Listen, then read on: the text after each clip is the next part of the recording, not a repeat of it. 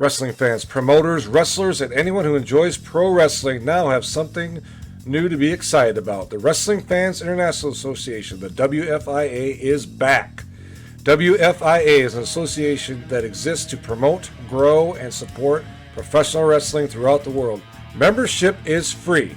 Your membership includes a free digital bi-monthly publication of the Wrestling Fan News newsletter, association updates, voting privileges, and much more. Please go to thewfia.org, that's THEWFIA.org, and become a member today. Did you ever wonder what could have been with the AWA had things gone differently? Had their fortunes gone differently? Had certain wrestlers not left and perhaps more money would have been at the disposal of the Gagnes? Well, wonder no further. You can go to Brad Drake's YouTube channel and experience the 1987 Supermod for yourself, as Brad Drake starts off in May 1987 along with Greg Gagne, Baron von Raschke, Verne Gagne himself, Nick Bockwinkel, Larry Zbyszko, Kurt Hennig, and a slew of others as he plays and saves the AWA.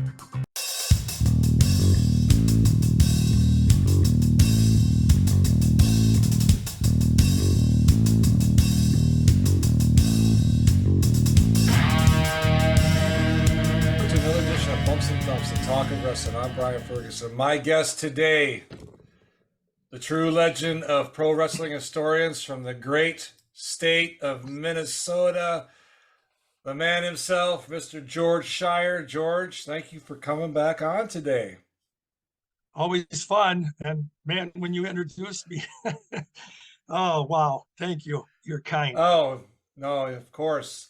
So today, George, I want to talk to you about in my mind, because I grew up with it, one of the greatest promotions to me, and I'm sure for you as well, in history, and that was the American Wrestling Association, the AWA, specifically the era when it really started, the 1960s. So we're going to clear the air a little bit about some myths. Please don't make me do it again. I've got to, but first I want to start out on, before we get to that part, I want to get to the part of when it was created and basically why the AWA was created, and kind of the little backstory of that, if you would, please. Well, it really was kind of simple and very, they talk about transparency when something takes place, that you want it to just kind of go smoothly and, without little fanfare. The AWA, as most people have heard me say that have listened, was officially launched in August of 1960. But the reality of that is, Brian, is that it was basically the same wrestling promotion that had existed in Minnesota since the early 40s, even into the late 30s, as far back as you can go, when there was wrestling in what then would have been the Twin Cities of St. Paul and Minneapolis. During the later 40s, when in 1948-49, when the group of promoters got together and they were going to form that what became the National Wrestling Alliance. Yeah. Tony Stecker, who had been the longtime promoter in Minneapolis, and I always clarify this when I say this to folks. Whenever I say Minneapolis, I'm always referring to the territory itself. So that's all of the cities and the states that Minneapolis territory promoted in, because Minneapolis was the home office of the NWA in the 50s and the AWA in the later on. So there we go. Okay. So when that group of promoters got together in the late 40s to kind of come together and say, hey, we want to recognize one world champion and make it easier to, rent that champion out to all the promotions. Well, Tony Stecker, he was the Minneapolis promoter, and he was part of that initial group. So when the National Wrestling Alliance was formed, he had every bit of a voice as Sam Muchnick and all of the others that were on that committee at the time. So in the 50s, pro wrestling in the Twin Cities was run every week. They changed nights here and there, throughout the years, different night, but usually a Tuesday or a Thursday night, there was wrestling. And it was an every week promotion in the city of Minneapolis. And of course, St. Paul then was running as well with promoter Eddie Williams. Now, the only difference there is that Tony Stecker was I guess you'd say, the head of the Minneapolis wrestling. It was the Minneapolis Boxing and Wrestling Club from day one. Boxing was kind of a side thing. They didn't do a lot of it, but every once in a while they would, have a boxing program. So St. Paul promoter, the license for the promotion in St. Paul was Eddie Williams, but he was a part of the Minneapolis Wrestling. And in the 50s, whoever was the NWA champion at that time in the 50s, more often than not, it was Lou Thez, who is any longtime older historian or just any fan, they'll recognize that Lou Thez was kind of the poster child for pro wrestling. He was the guy that epitomized what a champion should be. He had the build, he had the looks in his younger years, and he was real. I mean, this guy was a real wrestler, and he was a guy that could defend himself if any of the wrestlers wanted to get cute in the ring and not lose that night, or just see how good this guy really is. Lou showed him. Absolutely. So he was the guy that would come in more often than not. On the way it worked in the 50s was the traveling NWA champion would be going to all of the bigger territories once or twice, sometimes 3 times a year, because they could have a match, and then if they needed a rematch, something happened that the challenger didn't get a fair shake or whatever the deal was. And so Lou would come in, and Minneapolis fans then, with Tony Stecker. And by the way, just so fans know, Tony Stecker was the brother of legendary wrestler Joe Stecker, who had been recognized as a world champion wrestler himself back in the 30s. So he was in Lou Thez's early era. And so Joe had that lineage to Minneapolis Wrestling Club as well. So Tony would bring in the NWA champion. And the way the Minneapolis Wrestling Club was worked is, like it was all along, we had at times kind of that mainstay wrestler, 2 or 3 of them that kind of worked the territory on a regular basis. We were very fortunate in the 50s because Verne Gagne, who graduated from the University of Minnesota, excelled in football and wrestling, and got into the pro ranks in 1949. And he would come home, what we'd call home, to Minneapolis, once or twice or 3 times a year, and he would be the hot dog on the cards. And the whole thing is that he always was challenging for the world title. And that was Lou Thez more often than not. We could talk about a couple of the little interim champions along the way, but it's not really important to the conversation. Mm-hmm. So Verne and Lou had this ongoing rivalry. And as time goes on, the story goes that Lou is dodging him, avoiding him. Is he afraid of him? And of course, some of it's politics behind the scenes, but a lot of it's also very true. Lou didn't want to wrestle Verne, and they admitted that. Verne always wanted to wrestle Lou, and their matches, through the years, boy, I tell you what, they had, I've got it listed down. They had about 8 matches that they wrestled together against. And Lou definitely got the nod more often than not because he was the champion. But they were great matches. Yeah. And so that was the whole storyline. We had guys like Hardboiled Haggerty, who was a semi-regular in the 50s. and guys like Killer Kowalski and Kinji Shibuya, Lou Thez, as we mentioned. We had Bearcat Wright come through, and we just had a large group of wrestlers.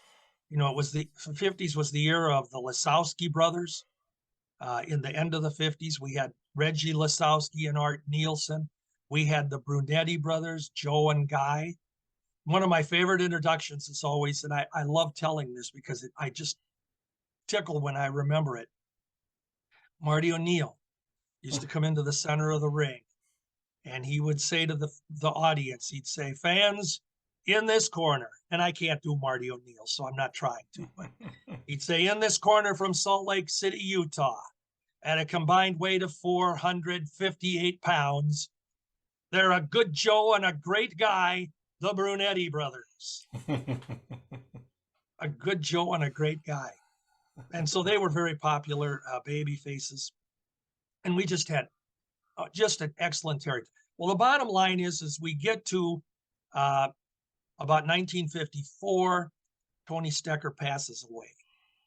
And his son, Dennis, took over the Minneapolis Boxing and Wrestling Club with Wally Carbo at his side. Now, Wally Carbo, we should point out, was also one of those promoters that was at those 1948-49 NWA meetings. Okay. And so he was a member of the National Wrestling Alliance. And Marty was, in those days, was listed as the matchmaker. So Dennis Stecker was the promoter. Wally was the matchmaker. He was the one that, you know, Tony would sign the matches, but Wally would get them together and organize everything according to the storyline. Mm-hmm. So that's the way it went for the next, from about 1955 until 1959. But as it's happening, Verne is still, I want a match with Lou Thez. And in 1959, and about a year into this, they were working out the negotiations. Verne and Wally Carbo and Dennis Stecker and the family wanted to get out of the promotion at that point in time, just owning the Minneapolis Wrestling Club. Mm-hmm. So Verne and Wally were working together, and they were going to buy the Minneapolis territory, which is what it was always referred to. And when we got to late 1959, it was announced that Verne Gagne and Wally Carbo had purchased the territory. However, they left it at that because it was never then acknowledged that Verne Gagne was really, you know, behind the scenes, because that would have taken away from the fact that he was challenging for the title and stuff like that. Mm-hmm. But bottom line was Wally Carbo became the promoter in 1959, taking the place of Stecker. And so Wally is now the promoter in Minneapolis. And we still have Eddie Williams in St. Paul. And Eddie he had the license in St. Paul, but as far as the actual ownership of the wrestling office, he had nothing. He was the promoter of license, okay? So in essence, when he's listed as running St. Paul cards, he was still working with Wally Carbo, Verne Gagne, and putting cards together in St. Paul. Well, here we go. We get to late 1959, and Pat O'Connor is now the National Wrestling Alliance World Champion. There was a little bit of a succession, but O'Connor won it from Dick Hutton, and Dick Hutton had won it from Lou Thez. I will point out that was Lou Thez's chosen successor, Dick Hutton. He wanted to step down as champion, and he said, "I'll lose it to Dick Hutton." Well, the problem with Dick was, as great an amateur wrestler and as great a worker as he was about as charismatic as watching your grass grow. And that's not being insulting. It's just that the guy did not have that it factor to bring people in. Yeah. And as the world champion, you know, you got to have a guy who can really draw the people. And you got to remember too that the formula for the NWA champion was always that whatever city he went into, he had to either play the heel or the baby, depending on who the challenger was, because he wasn't a regular in the territory. He was the world champion. And when he was coming to town, if he was facing the baby face, well, Lou Thez was going to be the subtle heel. And if he was going to be facing a heel, then of course he'd be the all-time great charismatic Lou Thesz. So Dick Hutton didn't have that. Pat O'Connor then was given the title from Dick about 2 years in to Dick's run, which was a little bit earlier for the NWA formula because they like to do about 3 years with their champ. Mm-hmm. But O'Connor got it, and O'Connor was a whirlwind in his young days.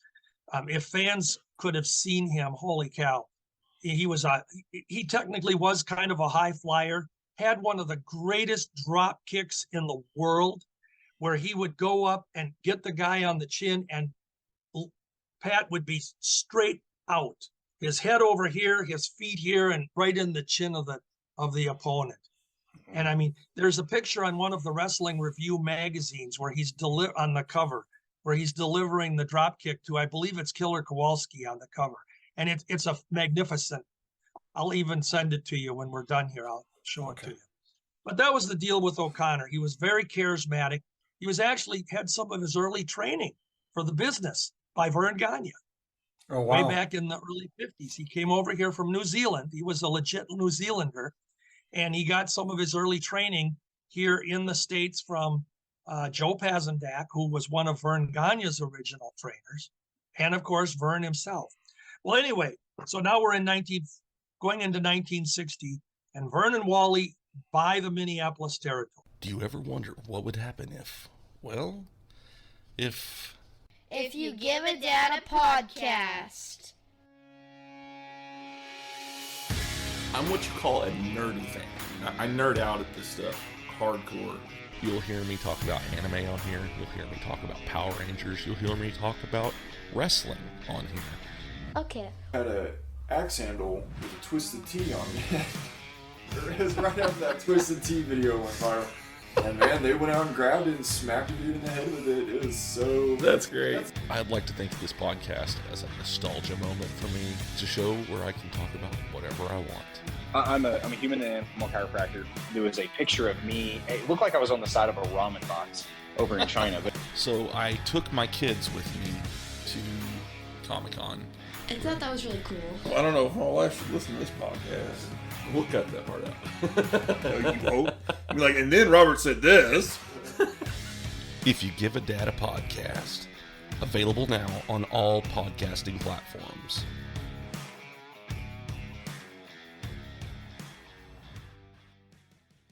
We've got Verne, who is behind the scenes. Wally's listed as the promoter.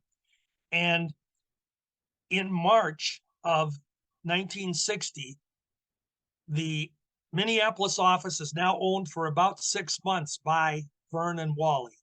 Wally Carbo was out there along with other, as they state, wrestling promoters trying to finally get this title match for Verne Gagne against the NWA World Champion, who was O'Connor at the time.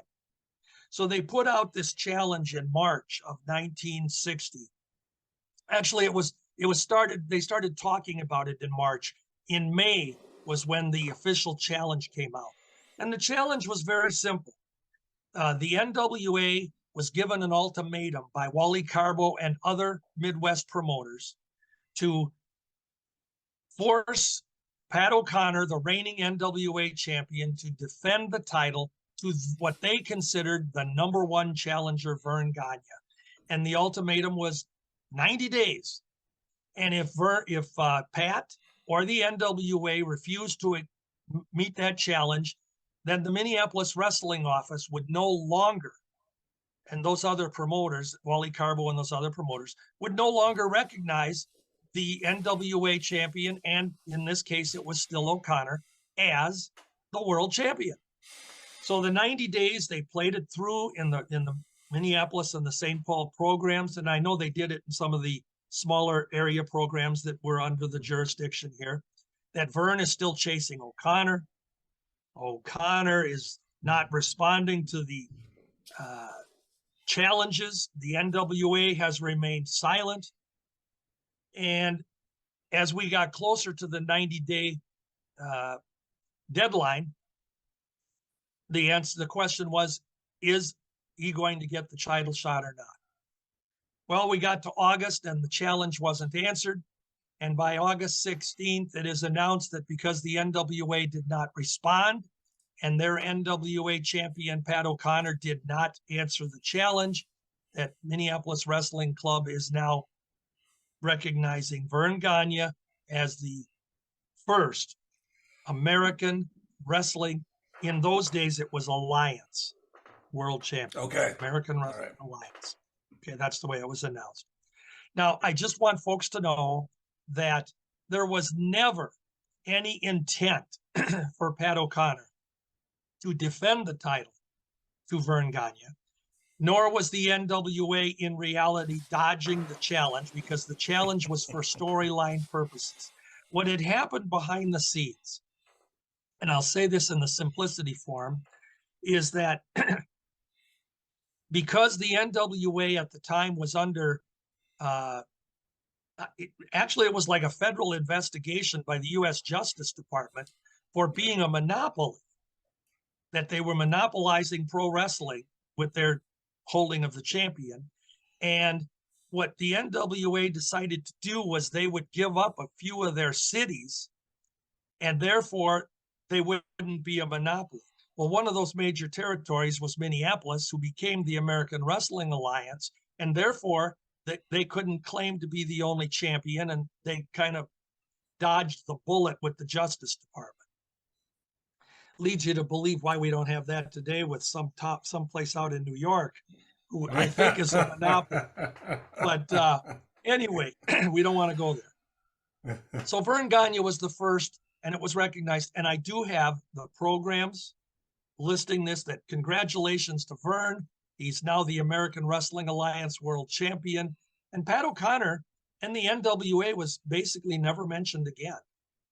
Ironically, a couple years later, after Pat lost the title, the NWA title, he did come through Minneapolis and work. And they would do a storyline, would Verne consider giving him a title match? Because when Pat was world champion, they never mentioned in those days NWA or AWA in the programs. It was would Verne accept a challenge from Pat, because Pat avoided him when he was world champion. So I think sometimes when people kind of do the history, Brian, I think that's when they get confused, because we know there are websites out there that say that Pat O'Connor was the first AWA world champion. And it, that just isn't true based on what I have in the programs and books. Yeah. Yeah, definitely. So there it is. That's how it started. And so I just want to make clarification, George. Pat O'Connor was not the first AWA World Heavyweight Champion. That I want that clarified right here and now on this program. Well, and it's funny you say it that way, because I tease my wife all the time. I say, if I ever get Alzheimer's, you'll know I officially have it if I cannot say that Pat O'Connor was not the first AWA world champion. So There you go. So right. Verne and Wally started the AWA. And what happened in that initial transfer was there were a few guys that were more NWA wrestlers at the time that suddenly didn't appear in Minneapolis or its surrounding promotion, cities they promoted in. We had a guy here by the name of Frank Townsend, who was just an excellent baby face, good looking, tall kid, one of the lady heartthrobs, as they'd advertise him as, and good worker. And he was a crooner. He could sing. So he was the singing wrestler. But when he was very popular here in 1959, he had a lot of main events. Verne teamed with him. But when Verne took over, Verne and Wally, Frank was gone.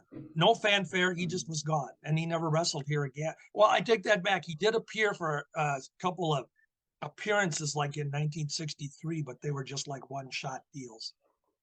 So he was basically gone.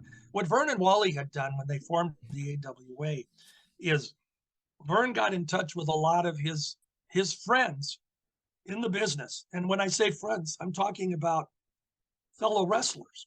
Mm-hmm. So guys like Wilbur Snyder and Leo Namalini, who was a Minnesota Gopher, a University of Minnesota Gopher with Verne. and a great, excellent football player for the San Francisco Giants, and a great wrestler. And he got a hold of Leo Namalini and Wilbur Snyder. We had Tiny Mills and Stan Kowalski here as tag team champions at the time, who were both more local in the AWA. And then we had Joe Scarpello, who, Joe Scarpello is one of those guys that will never, ever get the credit he deserves for being the excellent worker he was. He wasn't a big guy. In fact, he was often referred to as a little Verne Gagne. He was a little shorter than Verne. They even looked a little bit alike. They had the same, the balding head. And so they made a good team off and on, but Verne got a hold of him. And he also brought in Hard-Boiled Haggerty, who was one of his regular opponents in the 50s in Minneapolis territory. And you talk about great program against each other. The 50s was probably, the Haggerty-Gagne feud was as good as the Gagne-Mad Dog Vachon feud would become in the 60s. It was just, they had that animosity and that chemistry to work and put together a great match. So he got a hold of HB. He brought in Lenny Montana, and he contacted Gene Kaniski and Texas Bob Geigel. So he had a core of guys when he started the American Wrestling Alliance that they were solid, proven main eventers. I mean, they weren't bringers. He didn't bring in somebody and put them to the top. These were guys that had traveled the country and were stellar stars. So there you go. And for the first year or two, Verne worked with this group of wrestlers that he brought in. He called on Bill Miller, Dr. Bill Miller, who was also one of Verne's longtime real personal friends outside the ring. And he brought him in as Mr. M under a mask. And the first couple of years of the AWA, I mean, the cards were really great, loaded, not only with that upper echelon of talent that I just mentioned, but also some great up and coming guys. And they brought in guys like Don Jardine, who was a rookie in those years. Don Jardine, for folks that don't know, was later on the Spoiler under a mask, and he was also the Super Destroyer under a mask. But in those days, he was Don Jardine. He wrestled as Sonny Cooper here, but same guy. And we had young Roy Collins, who later on became famous as Ripper Roy Collins. We had Rene Goulet, who Verne brought in here in early '63. Had Doug Gilbert. I mean, just a great array of talent. Eddie Sharkey, all these guys that rounded out his cards. Gentleman Jim Haiti, who was extremely popular and went on to be famous in other territories. So the first couple of years of the AWA, they were on par with any promotion around the country. Yeah. I was going to say, it's the AWA in the 60s. I was doing a little research on things, and I tell you, it was really the who's who in wrestling. The guys that were really well known in the 70s really made their mark and their name in the 60s. It seemed like in the mid 60s in the AWA. Harley Race, handsome Harley Race, pretty boy Larry Henning. Yeah. It's can you kind of explain, like, how did Verne and Wally, because Wally doesn't get enough credit either, I don't believe. How did those two really make paths for these guys? Because some of these guys that came in weren't well known, but when if they went to another territory, boy, they were on fire, and they didn't want to burn out. So what was that formula? Do you know what their formula was for that? Well, what a lot of people may not look at it in hindsight is that now, and I want to point out that you said about Wally not always getting the credit. Wally was the face of the AWA. He was the stumbling, bumbling promoter, played his part well, very intelligent man, very good at promoting, putting matches together, working with the boys. He was kind of the voice of reason.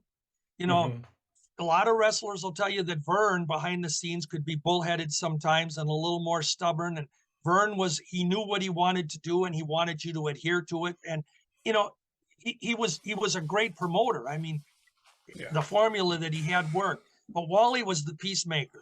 You know, the boys had a beef. When I say the boys, I'm talking about the wrestlers. When they had a beef, they could go to Wally and Wally could kind of work things out and please things and then, you know, work it out with Verne. So, but originally Verne and Wally were 50-50 partners in the ownership of the Minneapolis Wrestling Club, which technically was the AWA. Okay. So, but the formula that Verne used is he also had the ability where he started training a lot of his own talent, some of this younger talent. Now, I mentioned earlier that Verne had played a small part in the training of Pat O'Connor way back in the early. Pat O'Connor, I think, came here in 1950 or 51. And Verne, already just a youngster in the business himself, would offer his training points. You know, it wasn't that he had an official camp or anything, but he'd work with a guy, you know, tell him what to do here and there and maybe show him a move or two or some type of thing. Hello, everyone. This is Brian Ferguson, the host of Bumps and Thumps, the talk of wrestling. I want to tell you about a new podcast out called Falls Count Anywhere. It is a classic pro wrestling podcast that brings you the legends of wrestling with true wrestling fans Chris DiCarlo and Charlie Turner. They bring on guests that are legends in this business, as well as wrestlers of today, promoters, referees, you name it. They have them on there, folks. And I encourage you to listen to them. If you're on YouTube, watch them. They drop every Saturday. They have their podcast. They drop it in the afternoon. So look forward to that podcast coming out. Falls Count Anywhere podcast with Chris DiCarlo and Charlie Turner. Folks, you will not be disappointed. I guarantee it. And enjoy the podcast. So Verne started training wrestlers as early as that, but Dick the Bruiser, for example, Verne and Joe Pazendak again actually trained Dick the Bruiser. When he came into the business, he was Bruiser Afflis. His last name was Afflis, Afflis. And few people would have known that, but Bruiser came into the business as a heel, but Verne gave him his early training. And he continued to do that in the 50s. He trained guys like Bill Wright, who would go on to become Billy Red Cloud later on. Verne trained, worked a lot with Red Bastien when Red, a Minneapolis native, was coming out of Roosevelt High School here in Minneapolis and getting into and Red was a carnival wrestler. He'd go around with the traveling carnivals, and that was in the days when they'd issue a challenge to, you know, some hick in the farm town to come and beat the champ sort of type thing. Yeah. And a lot of times they were staged, but Red was a legit guy as well. I mean, he knew how to shoot if he needed to, but he got some of his early training from Verne. So this kind of morphed into, as we got into the later, Verne trained Larry Hennig in 1957. Joe Pazendak was always behind the scenes a lot in those early years, but Verne was the trainer for Larry. So he was already, by the time he got to the 60s, he had brought a few guys into the business. And in 1961, he trained a guy by the name of Gene Anderson from South St. Paul. And Gene Anderson, and again, he legitimately was from South St. Paul. He graduated from the high school there and was an amateur wrestler. And Verne brought him into the pro ranks. Gene stayed with us for about a little over 4 years. And a lot of times when Verne would train work with a wrestler, then he had Gene assisting him. And a lot of people didn't know that at the time. A lot of people don't know it today. Yeah. Well, as the 60s moved on, we had Verne train a guy by the name of Jack Lanza from Minneapolis. His real name was John Lonzo. Lanza with an O at the end instead of an A. But Jack Lanza, in his initial matches, he was trained by Verne. He was introduced when he'd come to the ring. He used to wear a long red robe. He had the towel around his neck, and he was introduced from Minneapolis, Jack Lanza. Then he morphed a little bit. All of a sudden, he was the Italian champion. It was a figurehead title, you know. He was the Italian champion. I don't know if Lanza's Italian or not, but that's what it became. And then he morphed into, in the middle 60s, he was now Cowboy Jack Lanza. He had the white cowboy hat. He had a pair of blue jeans that were cut off for his trunks, his wrestling trunks, and they were blue jeans. And then he had his cowboy boots on, and that's what he wrestled as. He was a baby face, but he was Cowboy Jack Lanza out of Albuquerque, New Mexico. And so Jack got his early training here. And we get to about 64, 65. Verne is working with some more guys. In 65, he brought into the business a guy named Larry Hyniemi. And Larry Hyniemi was an amateur wrestler out of St. Cloud, had a good background. And I believe he actually had a degree in psychology. Oh, wow. I know that was the story. That was always given, but I think it's factual that from St. Cloud U, he had a degree in psychology, but he became a pro wrestler. He went to Verne, and Gene Anderson assisted in helping Larry Hyniemi get into the business. So for about 9 months to a year after Hyniemi made his pro debut in 65, more often than not, one of his opponents on a regular basis was Gene Anderson. And the idea is that he was getting more training in every one of those matches. And of course, any other wrestler that worked with Larry Hyniemi, the same thing. In those days, the wrestlers, the rookies in any territory, they would be working with the talent in the territory and adding to or subtracting from their own repertoire to make who they were, build their character, their type of style. Well, we all know that in 1966, late 66, Gene Anderson had an offer to go to some southern rings to wrestle, and he took Larry Hyniemi with him. And Larry Hyniemi became brother Lars Anderson to Gene. And that was the formation, folks, of the Minnesota Wrecking Crew, the Anderson brothers. But there you had a guy that was trained by Verne, who for about the first 9 months or so of his career worked a lot. He had matches against Larry Hennig and Harley Race. Larry Hyniemi did. He was a babyface. He teamed with Mighty Igor in a title match against them at one point. So Verne was using him and giving him the proper training. But Verne always had that base where he would bring talent in. He trained in 1966. We know that he trained Jim Raschke from Omaha, Nebraska. Mm-hmm. And Jim Raschke morphed into Baron von Raschke, the hated German. Later in his career, at the end, he was, of course, popular. But that was the key to Verne's success, is that he would hold these training camps. And sometimes he'd have 2, 3, 4 guys that would come out.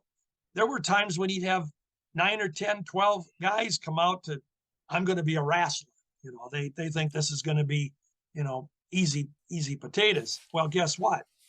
Yeah. They get through about a week of it, and those guys are sent home with their tails between their legs because Verne was rough on them. Yeah. You know, Verne never opened up about the business. He never told them that it was a work. He wanted them to know how to fall. He wanted them to know the holds. He wanted them to know how to work the ropes and, you know, deliver the drop kicks or whatever it was. Verne wanted them to be ready for the ring. In 1967, he trained another guy named Al Rogowski, who was from Minneapolis territory here, one of the suburbs. And when he debuted, he was dubbed Rock Rogowski. And he was billed in the initial settings as possibly being a relation to the Crusher and the Bruiser, because he had kind of the same look at the time. He had the crew cut, the blonde crew cut. He was built a little bit along Crusher Bruiser build. Was never, never confirmed, but it was rumored that he was possibly related to them. And that built to his acceptance into the business.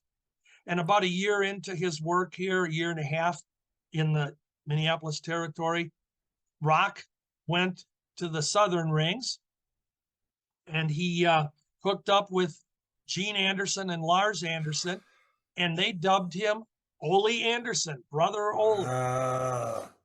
Okay, so Ole was then gone, and at that time, about a short time later, then Lars Anderson came home.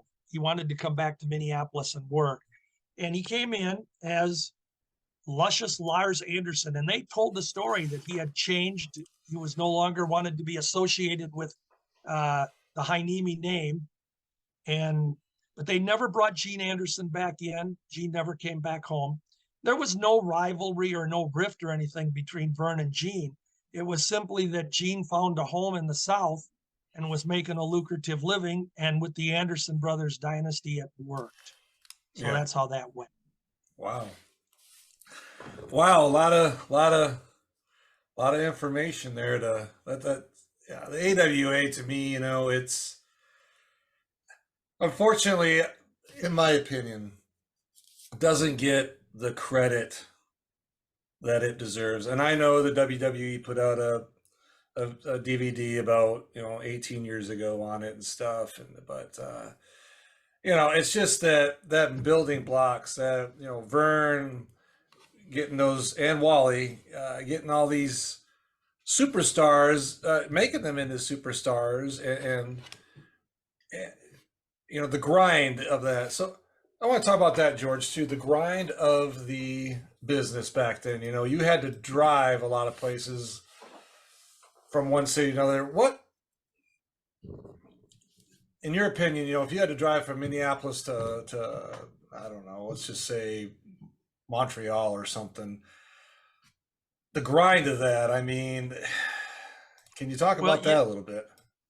Brian, the thing that back in the 60s, even into the 70s, air travel wasn't as easy access and as common as that is today if you're going to cover larger territories. But you have to remember, in the territory days, most of the territories outside, you use that, remember, we had 25, give or take, different territories around the United States in the 60s and 70s. And so if you went to work for a territory, you were going to do some travel, driving. And so here's Minneapolis, the Minneapolis Wrestling Club. They ran both Minneapolis, St. Paul, of course. They picked up Winnipeg later on. They had Omaha, Lincoln. And when I say Omaha, I'm talking Nebraska, a lot of the cities, but Omaha was the hub. So Omaha, we had the Dakotas. We had Wisconsin, meaning Milwaukee and Green Bay and other cities. We had Chicago. Other cities around there, Rockford, and we had Iowa with Des Moines and Davenport. The circuit was big, and then Denver was added. And when you talk about the driving, Denver was one of the places which was, they would fly from Minneapolis to Denver. But when they were going to go to Minneapolis to Omaha, they drove. When they went from Minneapolis to Iowa, whether it be Davenport or Des Moines, Waterloo, they worked in. Sometimes they worked alongside the Kansas City territory, Central States, with some of those cards. And the travel, you drive from here to Chicago, from Minneapolis. When I say here, it's Minneapolis. The guys, I remember Nick Bockwinkel. I think he described it best when he said to me one time, he said, and some people have heard me tell this, but this is a fun story too. He said, and this story came about one time when he was in my wrestling room and he was looking at programs, and he made the comment, he says, I never saved any of this stuff. He said, wrestling was a job. I got up in the morning and I was going to go to work, just like, I got up and I went to work at the bank in my days of working. And so he says, we never saved any of this stuff. He said, we went from town to town, and here was his analogy. We'd drive 2 or 3, 4, 5, 6 hours, 300, 600 miles to get to a town. We'd wrestle. We hoped we got paid, because you had shyster promoters, the house wasn't great, or I can't give you what I promised you. And, the stories are all over. But he says, we hoped we got paid. Then we'd get done with our match. We'd go to the store, grab some bread, bologna sandwiches, and a case of beer, and go back to the hotel. We'd get up the next morning, hop in the car, and we'd drive another 500, 600 miles to the town the next night and do the same thing all over. He said, that's the way that the business was. And and Nick himself, he told me, he says, that lifestyle wasn't very conducive to considering having a family or being married. And, the irony of it is that I think we can use our imaginations and realize that, yeah, if you're away from your family 4, 5, 6 nights a week, sometimes you're gone for 2 weeks at a time where you're on the road. And Nick told me, he says, you'd get paid and you'd send money home to the wife for the family, but you're on the road because you got 2, 3 more towns to get before you're ever going to come home. And it also led to marriages breaking up, obviously infidelity, the temptations of the road. Yeah. It's not that you condone it, but you have to understand that it was out there, that you're away from home for 2 weeks, 3 weeks, a month. And, the wrestlers, yeah, they had girlfriends, and it's just, it was the nature of the beast, Nick described. And the scheduling, the wrestlers would get a booking sheet when they were in a territory. They might get their whole month's matches where they'd have it all listed as to where they were on a given night, whatever town it was, and who their opponent would be, or at least scheduled to be. Sometimes they didn't know. Sometimes that was arranged in a particular town, depending on the size of the town. You'd have 6 or 8 wrestlers that would come in, and they'd arrange the matches there. But usually they had to have their main events and things signed, because that's what was drawing the fans in, to see the Crusher against Mad Dog Vachon or something. You had to have that. So, but they would get their booking sheets, and then it was up to them in those days. This was the other thing people didn't realize. They got paid, but out of their pay, they had to pay for their own gas money, their own travel, their own hotel or lodging, let's put it that way. They had to pay for their own food. So whatever they got paid, they had to make sure that worked to get them through, just like anyone else. I mean, which logically we all do when we go to work. What your paycheck is you got to survive on that until the next payday. So it was a very, very hard life. And what a lot of the wrestlers, obviously we didn't have gas prices like we do today, but at the same token, we didn't have the incomes that we do today. So it was all equal when you think about it. But the guys 3, 4 of them would band together, get in a car. As Jimmy Brunzell said to me, or he says it in his book too, he says, we'd all hop into a big Oldsmobile 98 and we'd, split the gas and head to Town X for the next card, But that's the way it was. It was a very rigorous schedule. And at times it was lonely. Nick told me one time, Bockwinkel, he said, when you're away from your family all that time, he says, the boys you're traveling with and working with, you do get very close. You do form good camaraderie between you, and you depend on that guy. And that guy might be your opponent in all these cities, that you're going to. But you're good friends. And when they would go to a town, they would never drive together into the town, because in those days, kayfabe, I mean, these guys, it was embedded in them. You do not break kayfabe. And when you did, you didn't work. I mean, it was real, folks. So if Nick and Verne hated each other, or let's use or Verne and Mad Dog, if they hated each other, they can't come into town together in the same car, nor can they be out in the restaurant that night having a beer together, because then the reality is out. Yeah. And I remember one time I had ridden with Marty O'Neill to a spot show down in Redwood Falls, Minnesota. And that's a smaller town. They had a spot show.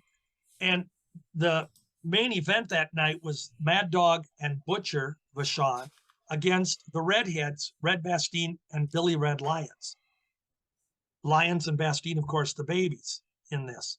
Well, after their match, we're in a small town here, okay, southern Minnesota. And we went to the bunch of the wrestlers, and I was there with Marty because I rode down with him. We went to this little restaurant, bar, tavern type place. And the good guys on the card were over here in the restaurant, and the bad guys were way over here on the other side. They weren't together.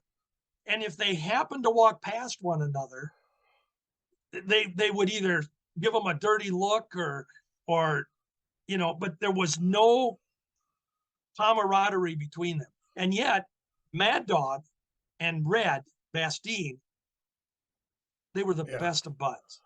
Wow. So it had to be tough on these guys, because a lot of times they would park the car 4, 5, 6, 10 blocks away from the little arena or the gymnasium they were going to be at. And they wouldn't come into the arena together. They'd come in opposite doors. The perception was always there were 2 locker rooms, one for the bad guys, one for the good guys. Yeah. In many cases, it was just one long dressing room that had 2 doors from each side. But you don't see that from outside. Right. Yeah. But it was a very different business. And you had to have that perception of reality. And then the other thing that Verne and most promoters always told their wrestlers was that if you get into a fight outside the ring, or outside the ring, you're at a bar, you're at a restaurant, or whatever happens, if you get into a confrontation, you better win. I mean, that's the bottom line. You get into a bar and some, guy that's had too many barley pops gets in your face. You better make sure you take him out before he takes you out, because if you don't, you're done. You're not wrestling here anymore, because you had to be tough. And so it was a fun business. So I don't know if I answered your question, but that's kind of the role. No, that's kind of the role. And then the other thing I'll add before I let you take a breath here, or add something. A lot of times the travel would be so hard on the guys, they might leave a territory because to go from one town to the next, it was a whole day's trip. Mm-hmm. And the whole recycle thing. So St. Paul, Minneapolis, AWA, one of the reasons that any wrestler of any merit ever wanted to work here was that the travel schedule and the actual wrestling schedule was a lot less tedious than a lot of other territories. In the AWA, a wrestler could work maybe 3-4 nights a week. So you'd have, you might not have 3 nights in a row off, but you'd work 3 or 4 nights. You'd have time to maybe be at home with your family. And the thing too, when most of the wrestlers that came into Minneapolis to work for a period of time, generally they rented a house or an apartment or something in Minneapolis or a surrounding suburb and lived here while they were in the territory. Dick Beyer, Dr. X here, he lived in Bloomington with his family when he was here, he was in an apartment, and he lived here. So that's how it went. And then when it was time to move on, they'd go to another territory. Yeah. Yeah, I've heard the travel or the schedule is a lot better than most territories, and the pay. Verne Oh my was very gosh. good at paying. Yeah, and that's something that we really need to make a home run here. Verne Gagne in the 60s, the 70s, and even the very early 80s, you would be hard pressed to find a wrestler that said Verne was not a good pay man. It was always when Verne told you what you were going to make, and these guys knew what they were going to make in a territory if it was lucrative for them to be here. They knew what their monthly or annual salary was going to be, within a close proximity of what it was. But they will tell you that Verne was a good pay man. And there were a lot of other promoters that were given that credit. Guys like Don Owen in Portland and Paul Bosch in Houston. Good pay guys. They kept their word. So Verne, the paydays were good. They wanted to be here for the paydays. They wanted to be here because of that lesser schedule. And again, I refer back to Nick. Nick said that one of the things about working in Minneapolis was that he actually only wrestled about 6 months out of the year. I mean, he wrestled year round, but with the time off that he had, he says, I worked about 6 months out of the year. And, in the 70s, Nick was making $150,000, $200,000 a year. Now, again, that's good money today. I don't care what anybody says. Yeah. It's still good money today, but it was great money. It's probably like $1 million today, whatever the inflation crap comes in. But it was a great payday. And so Nick says that was the best part about working here, because you could go home for stretches and be with your family. Yeah. Wow. Well, George, I've learned a lot today. I know people that are listening or watching this have learned a lot today. So thank you again for coming on. Really, really appreciate it. Always a pleasure. Look forward to having you on again in the future. One more time, ladies and gentlemen, pro wrestling historian, legend, good friend of mine, Mr. George Schire. Sir, thank you for coming on today. I really appreciate it. My pleasure. I love doing your show. Thank you. Thank you. Thank you. Folks, if you're watching, thank you. If you're listening, thank you. And if you haven't yet, George has books that he's written, 4 of them. 3 of them on the AWA, specifically AWA Record Book 1960s, AWA Record Book 1970 to 74, Part 1, and AWA Record Book 1975 to 79, Part 2. And Minnesota's Golden Age of Wrestling, from Verne Gagne to the Road Warriors. Get those books. They're great. I love them. And if you become the 1,000th subscriber on this YouTube channel, you will get a signed copy of Minnesota's Golden Age of Wrestling, from Verne Gagne to the Road Warriors, signed by my good friend here, George Schire. So subscribe, folks. It's easy. Just hit the subscribe button. It's all free. George? I'd like to make a quick plug, and Yes, then I'm sir. going to let you go. For those that are interested, if you live in the local St. Paul, Minneapolis area, May 2nd, Tuesday night, I am going to be doing a wrestling talk on the AWA at the Washington County Heritage Center in Stillwater, Minnesota. You can look it up on the internet. It's on Greeley Avenue. I'm going to be there at 7 o'clock in the evening. We talk for a couple hours, but I will have books there, and it's always fun when the folks come out and we get to chat a little bit, and I get some great stories from the fans, and I love talking old wrestling, as you know. So if you're there, come on out. Go see him, folks. Good out Thank there. you, Brian. Thank you so much, George. One more time, Mr. George Schire. Folks, if you haven't subscribed, please do so, and we will talk to you soon.